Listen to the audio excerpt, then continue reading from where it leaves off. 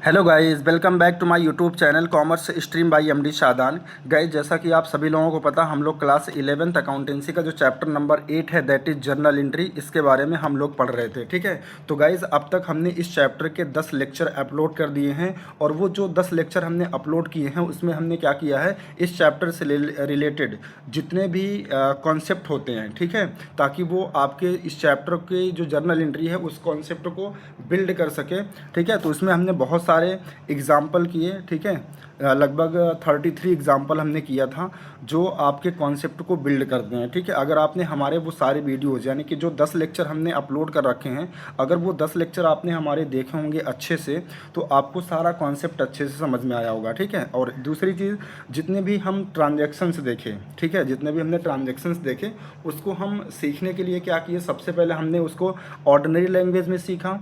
ठीक है, कि किसी भी ट्रांजेक्शन्स की जो जर्नल एंट्री होती है वो कैसे करते हैं, उसकी ऑर्डिनरी लैंग्वेज क्या होती है और फिर उसकी अकाउंटिंग लैंग्वेज क्या होती है। ठीक है, तो दोनों तरीके से हमने सीखा। आई होप आपको सारा कॉन्सेप्ट अच्छे से समझ में आ गया होगा। अब आज से हम क्या करेंगे, आपकी जो बुक है डीके गोयल की, उस बुक का क्वेश्चन करेंगे। ठीक है, आज के इस वीडियो में हम question number 1 and question number 2 करेंगे। दूसरी चीज़, अब हम जो क्वेश्चन करेंगे उसमें हम आपको ऑर्डिनरी लैंग्वेज नहीं सिखाएंगे, हम सीधा सीधा उसकी अकाउंटिंग लैंग्वेज यानी उसकी जर्नल एंट्री सिखाएंगे और आपको बहुत आसानी से समझ में आएंगी। लेकिन हाँ, उन्हीं बच्चों को समझ में आएंगी जिन्होंने अब तक जो मैंने 10 लेक्चर अपलोड किए हैं, उन 10 लेक्चर को अगर आपने अच्छे से देखा होगा, समझा होगा। ठीक है, तो आइए आज की इस वीडियो में हम क्वेश्चन नंबर 1 शुरू करते हैं। लेकिन उसको शुरू करने से पहले सबसे पहले हम एक बार फिर से आपको rules of debit and credit बता देते हैं। हमने बताया था कि जो हम जर्नल एंट्री करते हैं, ठीक है, हम स्पेशली हम जो जर्नल एंट्री कर रहे हैं, मैंने बताया था जर्नल एंट्री करने के 2 अप्रोच होती हैं।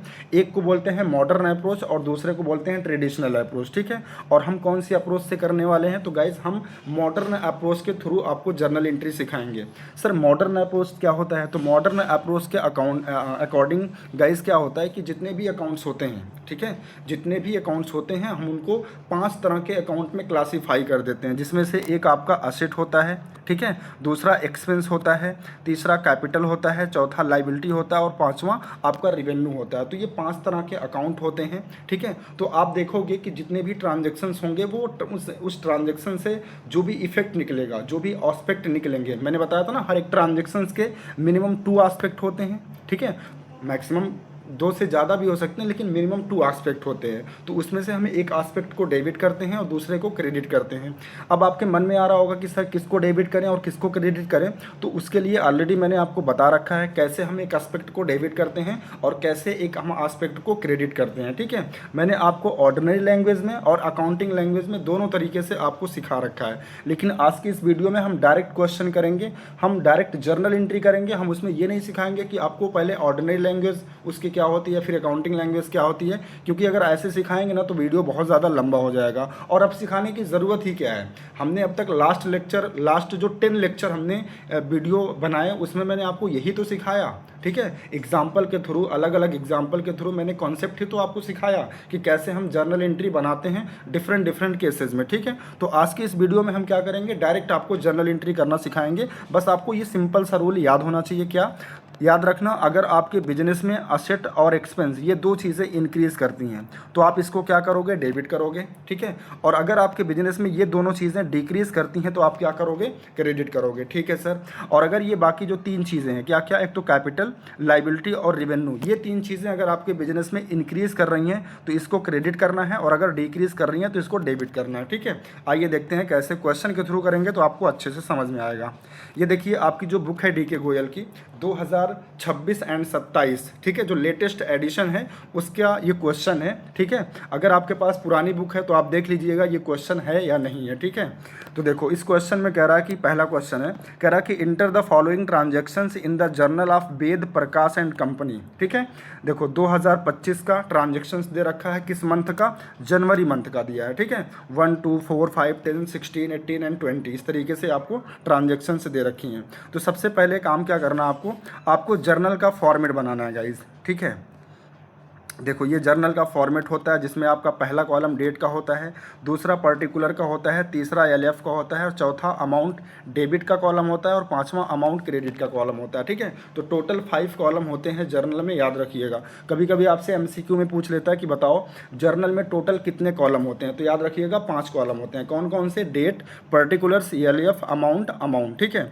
डेट में हम क्या लिखते हैं? जिस डेट को कोई भी ट्रांजेक्शन हुआ है वो डेट हम मेंशन करते हैं। पर्टिकुलर में जो 2 एस्पेक्ट होते हैं, ठीक है, जो 2 एस्पेक्ट होते हैं जिसमें हम एक को डेबिट करते हैं दूसरे को क्रेडिट करते हैं, वो दिखाते हैं। और एलएफ में आप कॉलम बनाएंगे, इसमें कुछ दिखाया नहीं जाता। ठीक है, और अमाउंट डेबिट में डेबिट वाला अमाउंट और अमाउंट क्रेडिट में क्रेडिट वाला अमाउंट। ठीक है, मैंने बताया था ना, हम जितने अमाउंट से एक अकाउंट को डेबिट करते हैं सेम उतने ही अमाउंट से दूसरे अकाउंट को क्या करते हैं? क्रेडिट करते हैं। यानी डेबिट और क्रेडिट दोनों हमेशा क्या होना चाहिए? इक्वल होना चाहिए। ठीक है, तो देखो क्वेश्चन करने से पहले सबसे पहले आपको ऊपर एक हेडिंग डालनी है। क्या? हमेशा journal entry in the books of, यहाँ तक तो ये कॉमन है, हर क्वेश्चन में यहाँ तक आप लिखोगे journal entry in the books of. उसके बाद किसकी बुक में करना है वो क्वेश्चन में दिया रहेगा। जैसा कि यहाँ देखो क्वेश्चन में कह रहा है कि जो आपको जर्नल एंट्री करनी है वो किसकी बुक में करनी है? वेद प्रकाश एंड कंपनी। ठीक है, मतलब ये बिजनेस का नाम है वेद प्रकाश एंड कंपनी, तो इनकी बुक में आप एंट्री करना है। ठीक है, अच्छा एक चीज़ और, एंट्री कैसे करते हैं? तो आपको मैंने बताया था एंट्री हम जो करते हैं वो डबल एंट्री सिस्टम से करते हैं। सर डबल एंट्री सिस्टम क्या होता है? तो मैंने बताया था डबल एंट्री सिस्टम का मतलब होता है कि जो ट्रांजेक्शन्स होते हैं, हर एक ट्रांजेक्शन्स में 2 एस्पेक्ट होते हैं मिनिमम, तो एक एस्पेक्ट को हम डेबिट करते हैं दूसरे को क्रेडिट करते हैं। तो सबसे पहले गाइज आपको यही आइडेंटिफाई करना पड़ेगा किसी भी ट्रांजेक्शन्स को पढ़ने के बाद कि उसमें मिनिमम जो 2 एस्पेक्ट हैं वो कौन से इफेक्ट हो रहे हैं। ठीक है, उनको आइडेंटिफाई करना पड़ेगा। जब आप एक बार आइडेंटिफाई कर लोगे तो आपको फिर ये देखना पड़ेगा कि वो अकाउंट किस में फॉल करता है, मतलब वो आपका असेट है, वो आपका एक्सपेंस है, वो लाइबिलिटी है, वो कैपिटल है या रेवेन्यू। मतलब जो 5 अकाउंट मैंने आपको बताया वो उन्हीं में से कहीं ना कहीं कुछ ना कुछ होगा। ठीक है सर, कैसे? आइए एग्जांपल से समझते हैं। जैसे देखो यहाँ पे पहली ट्रांजेक्शन्स दी है जनवरी 1 को, कह रहा कि Ved Prakash started business with cash. ठीक है, अब जैसे मान लो बिजनेस है, ठीक है, ये बिजनेस है जिसका नाम है वेद प्रकाश एंड कंपनी, और बिजनेस का कोई ओनर होगा, है ना, ये मान लो बिजनेस का ओनर है। ठीक है, ये मान लो क्या है? बिजनेस का ओनर है। तो इस ओनर ने क्या किया होगा? इस बिजनेस में स्टार्टिंग में 5 लाख रुपया, यहाँ देखो क्या ना, 5 लाख रुपया कैश लगाया। ठीक है, अब आपको बिजनेस के नज़रिए से सोचना, याद रखना हमेशा आप बिजनेस के एंगल से सोचेंगे। ठीक है, क्योंकि हम अकाउंटिंग बिजनेस के करते हैं ना कि ओनर की। और एक चीज़ और, बिजनेस और ओनर इन दोनों की जो एंटिटी होती है वो आपस में कैसी होती है? सेपरेट होती है, ये चीज़ आपको पता है। ठीक है, तो सोचो बिजनेस के नज़रिए से सोचो, अगर कोई भी बिजनेस का ओनर अपने बिजनेस में पैसा इन्वेस्ट करेगा, कैश लगाएगा, तो बिजनेस में क्या इंक्रीज करेगा? तो सर बिजनेस में कैश इंक्रीज करेगा। क्या इंक्रीज करेगा? कैश। अब आपको अगर ये पता चल गया कि कोई भी ओनर अगर बिजनेस में कैश इन्वेस्ट करता है तो बिजनेस में कैश इंक्रीज करेगा, फिर आपको ये देखना है कि ये जो कैश है ये उन 5 अकाउंट में कौन से अकाउंट में फॉल करेगा। सर कौन से 5 account? Asset, expense, liability, capital, revenue. तो कैश का नेचर बताओ क्या होता है? अगर बिजनेस में कैश बढ़ रहा है, मतलब इंक्रीज हो रहा है, तो सबसे पहले ये बताओ कि कैश का नेचर क्या होता है? तो सर कैश का नेचर असेट्स होता है। ठीक है, और असेट्स का बढ़ना क्या करते हैं? डेबिट करते हैं। तो जर्नल एंट्री में हम सबसे पहले क्या करेंगे? कैश अकाउंट को डेबिट करेंगे। ठीक है, यहाँ देखो डेट वाले कॉलम में सबसे पहले मैंने लिखा ईयर 2025 और जनवरी 1 को हमने क्या किया? देखो पर्टिकुलर में सबसे पहले कैश अकाउंट को डेबिट कर दिया। ठीक है, क्यों कैश अकाउंट को डेबिट किया? क्योंकि जो ओनर है उसने बिजनेस में क्या किया है? कैश इन्वेस्ट किया। कितना? 5 लाख रुपया। तो बिजनेस में क्या आया होगा? 5 लाख का कैश आया होगा, यानी 5 लाख से कैश इंक्रीज कर रहा है। और कैश का नेचर क्या होता है? अगर इन 5 अकाउंट्स में हम आपसे पूछें कि बताओ इन 5 अकाउंट में कैश क्या है, तो आप कहोगे कैश असेट्स है। ठीक है, और मैंने बताया था असेट्स हो या फिर एक्सपेंस हो, अगर ये बिजनेस में इंक्रीज करता है तो क्या करेंगे? डेबिट करेंगे। तो इसीलिए यहाँ पे हमने क्या किया? कैश अकाउंट को डेबिट कर दिया। कैश अकाउंट को डेबिट कर दिया। पहला एस्पेक्ट क्लियर हो गया। इसके बाद दूसरे एस्पेक्ट में उसका रीज़न बताना पड़ेगा। भाई अगर आप कह रहे हो कि मेरे बिजनेस में 5 लाख रुपए का कैश बढ़ गया, तो अकाउंट आपसे पूछेगा कि ये जो 5 लाख रुपया आपके बिजनेस में आया या जो इंक्रीज हुआ ये कहाँ से आया, किसने दिया? तो बताओ किसने दिया? तो सर ये पैसा किसने दिया था? ओनर ने दिया था। किसने दिया था? ओनर ने दिया था। तो जो पैसा ओनर बिजनेस में लगाता है उसको किस नाम से हम जानते हैं? तो सर हम उसको कैपिटल के नाम से जानते हैं। किस नाम से जानते हैं? कैपिटल के नाम से जानते हैं, मतलब वो यहाँ पर आएगा। ठीक है, और कैपिटल हो गया, लाइबिलिटी हो गई या फिर रेवेन्यू हो गया, इन तीनों तीनों का इंक्रीज करना क्या करते हैं, क्रेडिट करते हैं। ठीक है, तो अगर एक एस्पेक्ट में मैं ये कह रहा हूँ कि बिजनेस में अगर कोई भी ओनर पैसा इन्वेस्ट करेगा तो पहला एस्पेक्ट तो बिजनेस में कैश इंक्रीज करेगा, कैश असेट है, असेट का बढ़ना डेबिट करते हैं, तो कैश अकाउंट को हमने डेबिट कर दिया 5 लाख से। ठीक है, सेकेंड एस्पेक्ट उसका रीज़न क्या है, किसने दिया, तो सर वो पैसा ये जो 5 लाख रुपया ये किसने दिया, ओनर ने दिया। और जो पैसा ओनर कंट्रीब्यूट करता है बिजनेस में उसको किस नाम से जानते हैं, कैपिटल के नाम से जानते हैं। ठीक है, और कैपिटल का बढ़ना हम क्या करते हैं, क्रेडिट करते हैं।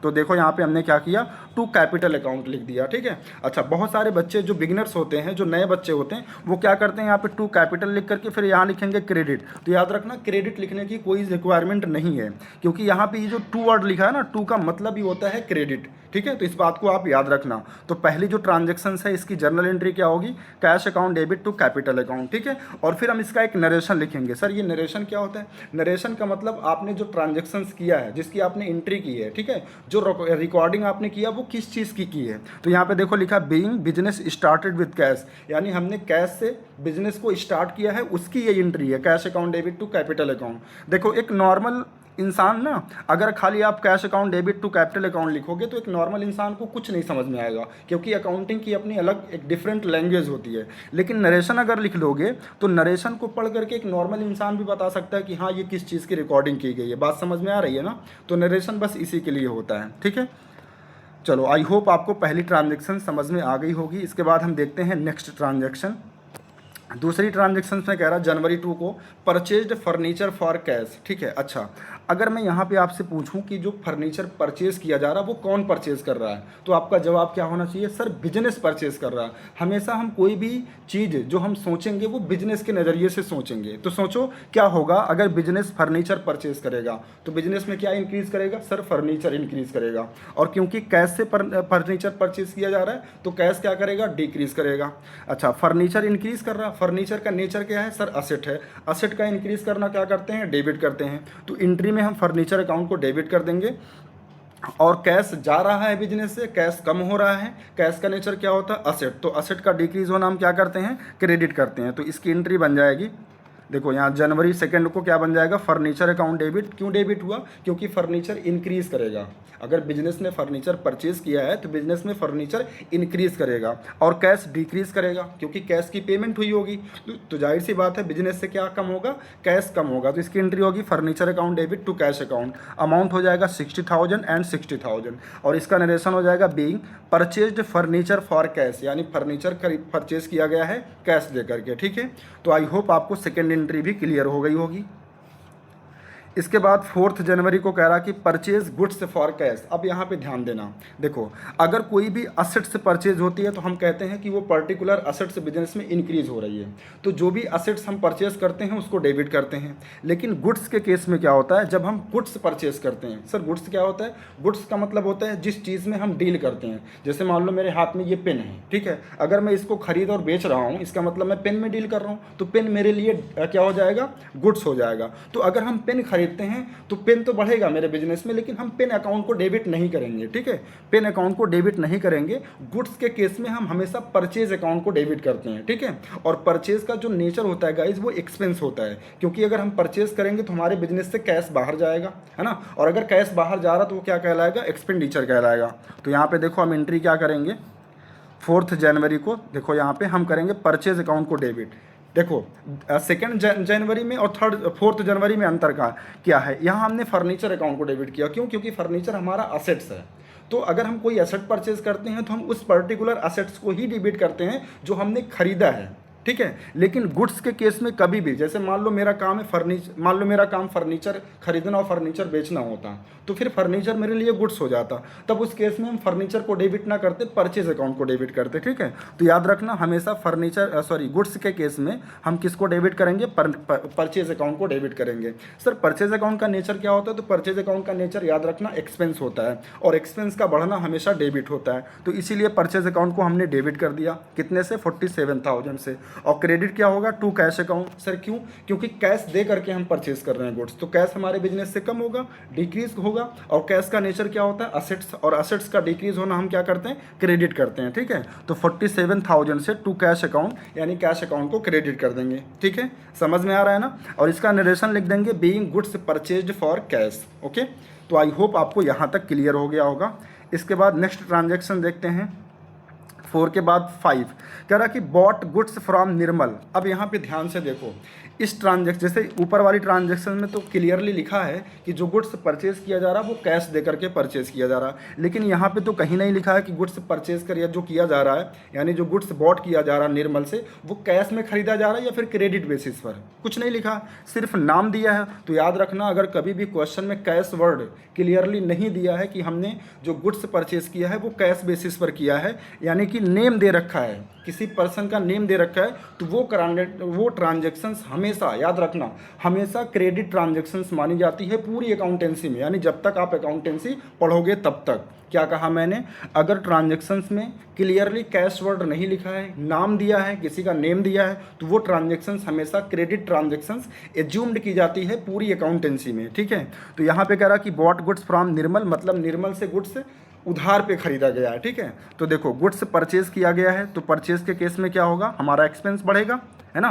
तो परचेज अकाउंट को हम डेबिट करेंगे, और क्योंकि इस बार हमने निर्मल से परचेज किया और वो भी उधार, तो मैंने बताया था कि जब हम किसी भी सप्लायर से गुड्स परचेज करते हैं on the basis of credit, तो वो जो सप्लायर होता है यानी जिनसे हमने गुड्स परचेज किया उधार पे, वो हमारे बिजनेस के लिए क्रेडिटर होता है। क्या होता है, क्रेडिटर। तो निर्मल हमारे लिए यहाँ पर क्या है, बिजनेस के लिए क्रेडिटर है। और क्रेडिटर का नेचर क्या होता है पाँचों में से, सर पाँच का मतलब asset, expense, liability, capital and revenue. इन पाँचों में से निर्मल यानी कि जो क्रेडिटर है उसका नेचर क्या होगा, तो सर लाइबिलिटी होगा। क्यों लाइबिलिटी होगा, क्योंकि इन फ्यूचर हमें निर्मल को क्या करना होगा, 28,000 पेमेंट करना होगा, क्योंकि हमने उधार परचेज किया है, तो हमारे ऊपर एक ऑब्लिगेशन आ रहा है, दैट मीन्स मेरी एक लाइबिलिटी क्रिएट हो रही है। तो निर्मल क्योंकि यहाँ पे एक लाइबिलिटी है, क्रेडिटर है, और लाइबिलिटी का बढ़ना क्या करते हैं, क्रेडिट करते हैं, तो निर्मल को हम यहाँ क्या कर देंगे, क्रेडिट कर देंगे, ठीक है। तो एंट्री हो जाएगी purchase account debit to Nirmal's account, ठीक है। और इसका नरेशन हो जाएगा being goods purchased on credit. देखो यहाँ पे मैंने लिख दिया है कि हमने जो गुड्स परचेज किया निर्मल से वो क्रेडिट बेसिस पर किया है,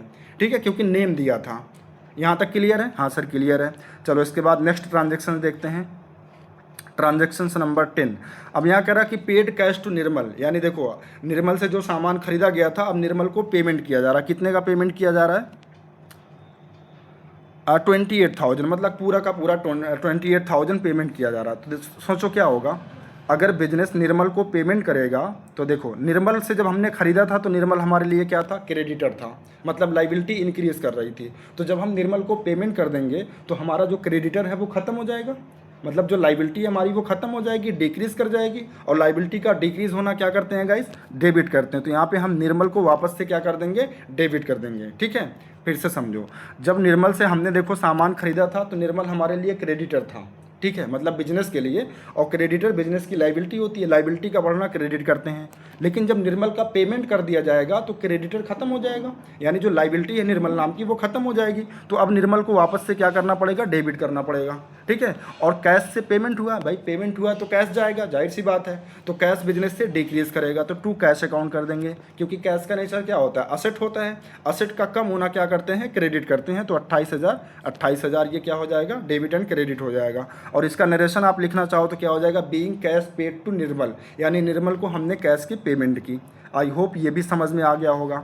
आइए इसके बाद देखते हैं नेक्स्ट 16 को, कह रहा कि परचेज गुड्स फ्रॉम राकेश। अब यहाँ भी देखो नाम दिया हुआ है, इसका मतलब ये कौन सी ट्रांजेक्शन से, क्रेडिट ट्रांजेक्शन से। जैसे यहाँ निर्मल दिया था, यहाँ राकेश दिया है, ठीक है। तो इस बार भी हमने परचेज किया है, तो परचेज हमारा क्या है, एक्सपेंस है, एक्सपेंस का बढ़ना डेबिट होता है, तो परचेज अकाउंट डेबिट हो जाएगा। और इस बार हमारा क्रेडिटर कौन है, राकेश। राकेश क्रेडिटर है, यानी कि बिजनेस की लाइबिलिटी होगी, और लाइबिलिटी का बढ़ना क्या करते हैं, क्रेडिट। तो राकेश को हम क्या करेंगे, क्रेडिट कर देंगे। तो एंट्री बन जाएगी purchase account debit to Rakesh account, ठीक है। कितना, 12,500 एंड 12,500, ठीक है। तो ये भी समझ में आ गया होगा। इसके बाद नेक्स्ट है 18 को कह रहा कि purchase goods from Rakesh for cash. अब यहाँ देखो नाम और कैश वर्ड दोनों दिया है, तो कभी भी याद रखना अगर ट्रांजैक्शंस में नेम के साथ कैश वर्ड दे रहे तो नेम की कोई भी वैल्यू नहीं है, नेम इररिलेवेंट हो जाता है, तब वो हमेशा कैश ट्रांजैक्शंस कंसीडर की जाएगी, ठीक है। तो इसका मतलब यहाँ पे जो गुड्स परचेज किया जा रहा है वो कैश बेसिस पे परचेज किया जा रहा है। तो इसकी एंट्री क्या हो जाएगी, परचेज अकाउंट डेबिट। क्योंकि देखो परचेज जब भी आप करोगे, चाहे क्रेडिट करो या कैश परचेज करो, परचेज हमेशा डेबिट होता है, क्योंकि परचेज का नेचर एक्सपेंस होता है और एक्सपेंस का बढ़ना डेबिट होता है। और क्योंकि कैश की पेमेंट की गई है तो कैश जाएगा बिजनेस से, असेट है डिक्रीज हो रहा है, क्रेडिट कर देंगे। तो एंट्री बन जाएगी purchase account debit to cash account 15,000 and 15,000। Narration हो जाएगा being goods purchased for cash. यहाँ पे देखो मैंने लिख दिया कि जो गुड्स परचेज किया जा रहा है वो कैश बेसिस पर किया जा रहा है, ठीक है। आइए इसके बाद लास्ट ट्रांजेक्शन्स देखते हैं। लास्ट ट्रांजेक्शन्स में कह रहा कि paid rent for the office. अब देखो हो सकता है जो ऑफिस है वो रेंट पे लिया गया हो, तो हर महीने उसका रेंट देना पड़ेगा। और रेंट क्या है, बिजनेस का एक्सपेंस है। एक्सपेंस का बढ़ना क्या करते हैं, डेबिट करते हैं। तो जैन 20 को करेंगे क्या एंट्री, रेंट अकाउंट डेबिट, क्योंकि रेंट हमारा एक्सपेंस है, एक्सपेंस का बढ़ना डेबिट करते हैं। और रेंट की पेमेंट हुई है, तो पेमेंट हुई है तो किससे हुई है, कैश से हुई होगी, है ना भाई। रेंट की पेमेंट कर रहे हैं मतलब कैश पेमेंट कर रहे हैं, तो कैश बिजनेस से क्या करेगा, डिक्रीज करेगा। कैश का नेचर क्या होता है, असेट, असेट का डिक्रीज होना क्रेडिट करते हैं, ठीक है। तो rent account debit to cash account हो जाएगा। इसके बाद आप क्या करेंगे, टोटल ऑफ जर्नल, यानी जो ये डेबिट और क्रेडिट में अमाउंट लिखा है इसका आप टोटल करेंगे। तो आप टोटल करके देख लीजिएगा, डेबिट का टोटल आएगा 6,95,500 और क्रेडिट का भी सेम आएगा 6,95,500, ठीक है। और देखिए यही आंसर भी आपकी बुक में दिया है, देखो टोटल जो दिया 6,95,500, इसका मतलब बुक वाले ने भी सही कर रखा है, ठीक है। आइए इसके बाद देखते हैं आज का क्वेश्चन नंबर लास्ट, यानी कि क्वेश्चन नंबर 2।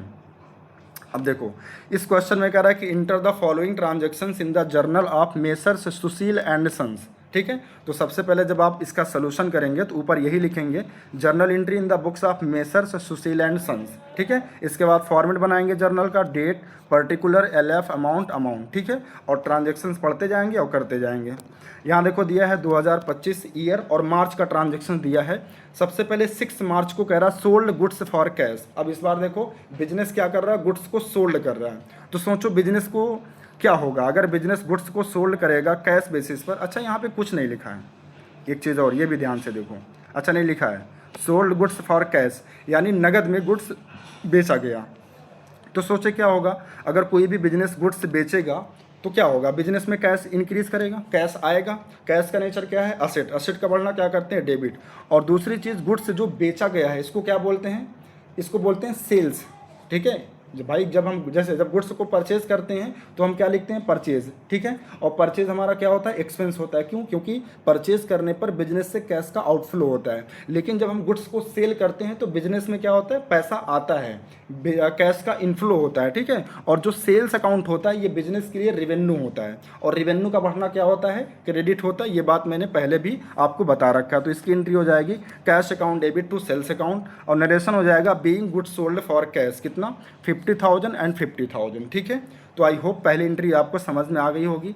इसके बाद सेकेंड एंट्री में कह रहा है कि सोल्ड गुड्स टू नारायण। अब यहाँ देखो नारायण दे दिया, मतलब ये नहीं लिखा है कि कैश बेचा गया कि क्रेडिट, तो नेम दिया है तो क्या मानेंगे, क्रेडिट ट्रांजैक्शंस मानेंगे, ठीक है। इसका मतलब नारायण को क्रेडिट बेसिस पर सामान बेचा गया है। तो आपको याद होगा मैंने बताया था कि जब हम का मतलब जब कोई भी बिजनेस किसी भी कस्टमर को क्रेडिट बेसिस पर गुड्स को सोल्ड करता है तो उस कस्टमर को बिजनेस की लैंग्वेज में क्या बोलते हैं, डेटर बोलते हैं। और डेटर क्या होता है, डेटर का नेचर क्या होता है, तो डेटर का नेचर होता है असेट्स। क्यों, क्योंकि उस डेटर से पैसा लेना होता है फ्यूचर में, ठीक है। तो मैंने बताया था कि अगर किसी भी वैल्यू का बेनिफिट आपको फ्यूचर में मिलता है तो उसे हम असेट बोलते हैं। तो यहाँ पे नारायण क्या है, असेट हैं, ठीक है। नारायण क्या है, डेटर हैं। डेटर क्या होती है, असेट्स होती है। असेट्स का बढ़ना क्या करते हैं, डेबिट करते हैं। तो इसलिए यहाँ हम नारायण के अकाउंट को क्या करेंगे, डेबिट करेंगे। और क्योंकि हमने नारायण को सेल किया है, ठीक है। अब देखो सेल किया है तो पैसा तो नहीं मिला लेकिन बाद में मिलेगा। तो मैंने आपको सिखाया है कि सेल्स का मतलब यानी रेवेन्यू का मतलब क्या होता है, जब हम गुड्स को डिलीवर कर दें, ठीक है। मतलब हम गुड्स को जो ओनरशिप है वो हम सामने वाले को अगर हम ट्रांसफ़र कर दें तो पैसा मिला या ना मिला इससे मैटर नहीं करता। अगर मिल गया तो ठीक है, नहीं मिला तो बाद में मिलेगा, है ना। तो हमारा वो सेल्स है यानी कि रेवेन्यू रिकॉर्ड किया जाएगा। तो यहाँ पे सेल्स हमारा क्या है, रेवेन्यू, और रेवेन्यू का बढ़ना क्या करते हैं, क्रेडिट। तो एंट्री हो जाएगी Narayan account debit to sales account, कितना 35,000 एंड 35,000, ठीक है। तो आई होप आपको ये भी एंट्री समझ में आ गई होगी। इसके बाद नेक्स्ट देते हैं 14 मार्च को, कह रहा रिसीव्ड कैश फ्रॉम नारायण, कितना रिसीव हुआ, 20,000। तो देखो इस बार नारायण से पैसा रिसीव हो रहा है, तो पैसा रिसीव हो रहा है तो बिजनेस में क्या बढ़ेगा, कैश बढ़ेगा। कैश का नेचर क्या है, असेट, असेट का बढ़ना क्या होता है, डेबिट, तो कैश अकाउंट डेबिट। और देखो जब हमने नारायण को सामान बेचा था उधार, तो नारायण हमारे लिए डेटर था, तो हमने नारायण को डेबिट किया क्योंकि इनसे पैसा लेना था। अब जब नारायण पेमेंट कर देंगे तो डेटर उतने अमाउंट से कम होगा जितने से वो पेमेंट कर चुके हैं। तो 35,000 में से 20,000 नारायण ने पेमेंट कर दिया, ठीक है। तो हमें नारायण को क्या करना होगा, वापस से क्रेडिट करना होगा, क्योंकि 20,000 से अब नारायण जो कि डेटर था, वो डेटर यानी कि जो असेट थी वो बिजनेस की कम हो जाएगी, और असेट्स का कम होना क्या करते हैं, क्रेडिट करते हैं। तो यहाँ पे हम नारायण को क्रेडिट कर देंगे, ठीक है। अमाउंट कितना हो जाएगा, 20 एंड 20। अभी भी नारायण से कितना लेना, 15,000 लेना है, क्योंकि 35 का सामान बेचा गया था, 20 मिल गया, अभी भी 15,000 लेना है। तो यहाँ लिखेंगे नरेशन में being cash receive from Narayan, ठीक है। आइए नेक्स्ट हम देखते हैं।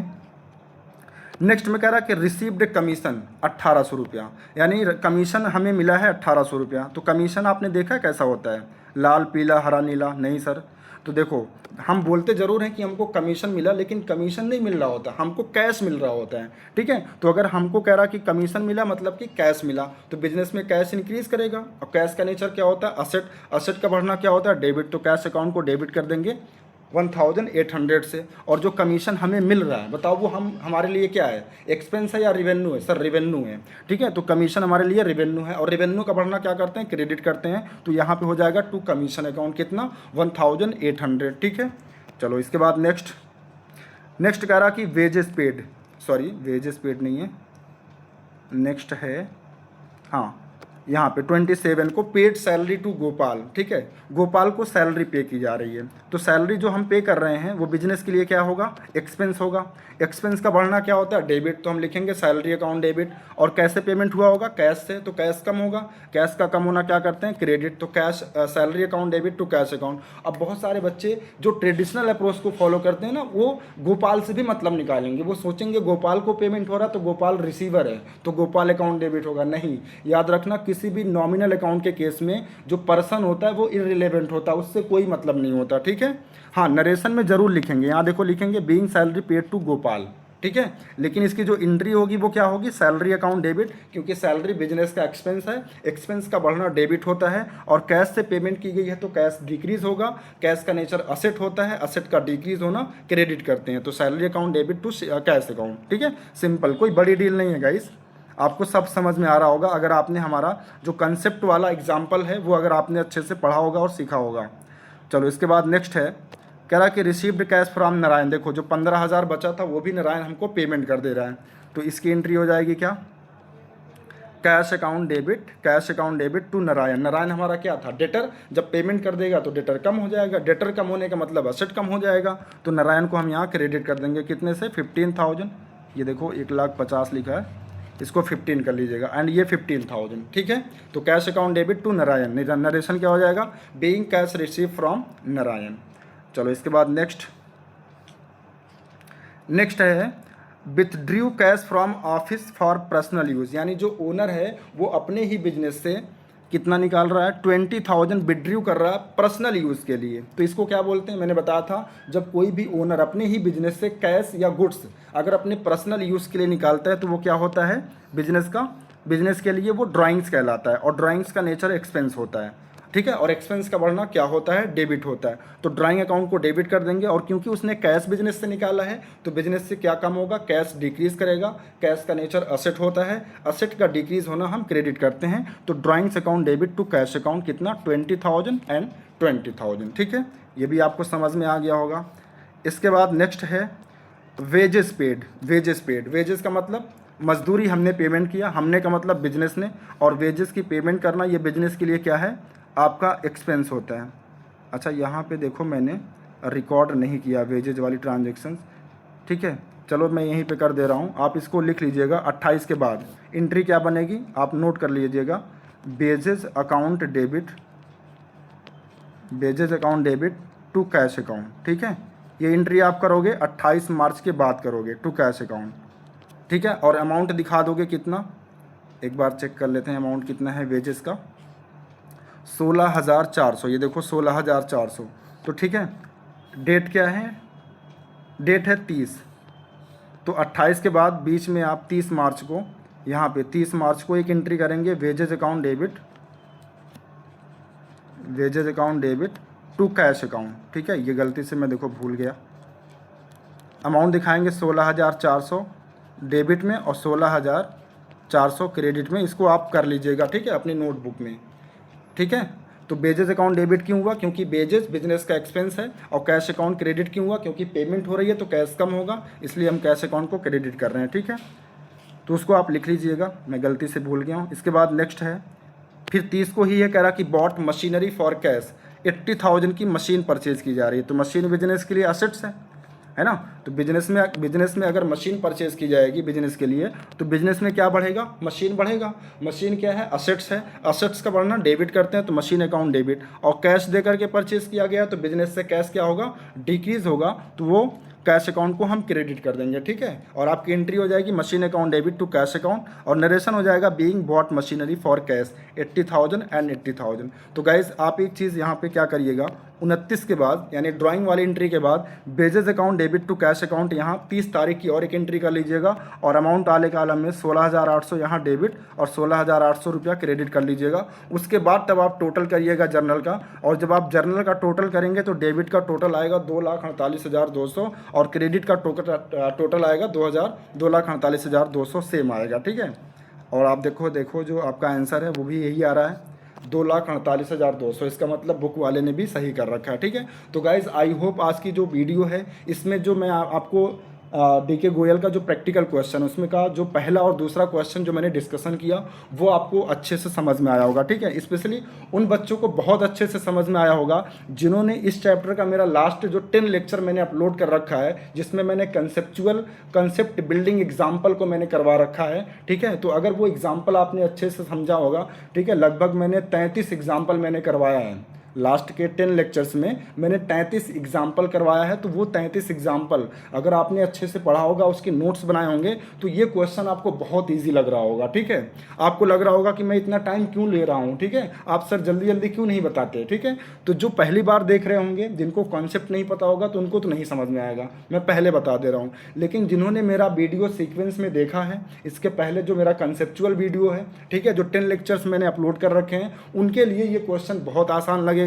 ठीक है, और यही नहीं, जितने भी क्वेश्चन है सारे क्वेश्चंस आसान लगेंगे। और किसी भी बुक का आप क्वेश्चन लगाइए, चाहे टी.एस. ग्रीवाल का हो, NCERT का हो, या फिर डीके गोयल का हो, कोई भी बुक हो, उसकी जो जर्नल एंट्री होगी, उसका जो क्वेश्चन होगा, आपको बहुत ईजिली आप उसकी एंट्री बना पाओगे। ठीक है, बशर्ते आपका कॉन्सेप्ट क्लियर होना चाहिए। तो मैं उम्मीद करता हूँ कि आप सभी बच्चों ने, ठीक है, स्पेशली जो मेरे बच्चे हैं जो स्कूल में पढ़ते हैं, वो ज़रूर मेरा जो कंसेप्चुअल वीडियो है वो देखे होंगे, उसके बाद ही ये लेक्चर देख रहे होंगे। तो अगर उसके बाद ये लेक्चर आप देख रहे होंगे तो आपको बहुत इजी लग रहा होगा। ठीक है, तो गाइज़ मिलते हैं आपसे नेक्स्ट वीडियो में नेक्स्ट क्वेश्चन के साथ। तब तक के लिए थैंक यू सो मच। और अगर गाइज़ ये वीडियो आपको अच्छा लग रहा हो, आपको वीडियो समझ में आ रहा हो, ठीक है, आपकी जो नॉलेज है उसमें इंक्रीमेंट हो रहा हो, तो प्लीज़ वीडियो को लाइक एंड शेयर ज़रूर करें, क्योंकि आपका सपोर्ट चाहिए। ठीक है, अगर आप सपोर्ट करेंगे तो हम ऐसे ही आपको रेगुलर वीडियो बनाते रहेंगे, देते रहेंगे, बिल्कुल फ्री ऑफ कॉस्ट, कोई भी चार्ज आपसे नहीं लेंगे। ठीक है, तो गाइज़ प्लीज़ वीडियो को लाइक एंड शेयर ज़रूर करिएगा और कमेंट भी करिएगा। ठीक है, thank you so much guys.